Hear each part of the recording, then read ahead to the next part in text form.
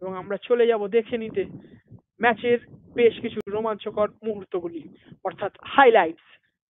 একের পর এক চান্স এসে চলেছিল, দূরপাল্লার বেশ কিছু ক্রসেস এবং শটস আমরা দেখেছি সারা ম্যাচ জুড়ে।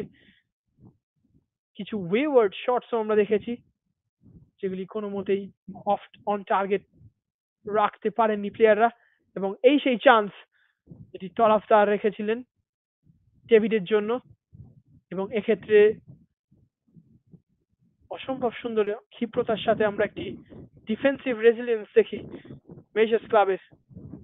এবং প্রথমার্ধের সব থেকে সহজলভ্য সুযোগ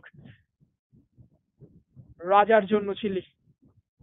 রাজা সেই চান্সটি মিস করেন, এবং তারপরে আরো একাধিক চান্স কিন্তু আমরা দেখতে পাই মেজর্স ক্লাব একের পর এক চান্স পান, কিন্তু কোনোটাই তারা তেকাঠির মধ্যে রাখতে ব্যর্থ হন। এবং জিত হালদারের সেই শট যেটি ক্রস বারে লেগে প্রতিনিধিত হয়।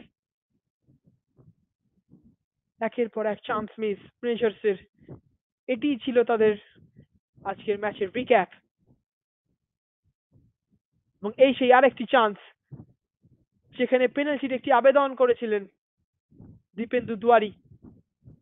এবং এই সেই গোল, সেই মুহূর্ত যখন মামনি পাঠচক্র সেই লিডটি নিয়ে নেয়, এবং তারপরে সেই অসাধারণ সেভ অ্যান্টোনিওর, এবং আরেকটি গোল লাইন সেভ।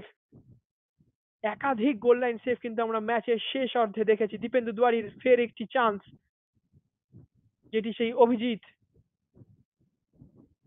অসাধারণ ক্ষিপ্রতার সাথে বাঁচান। ফের একটি চান্স, কিন্তু রাজীব এসকে এক্ষেত্রে প্রস্তুত, এবং অ্যান্টোনিওর আরেকটি চান্স সেভড। এবং এর সাথে সাথেই আজকের ম্যাচের জবনিকা পতন, অর্থাৎ 90 মিনিট অতিক্রান্ত হওয়ার পরে আজ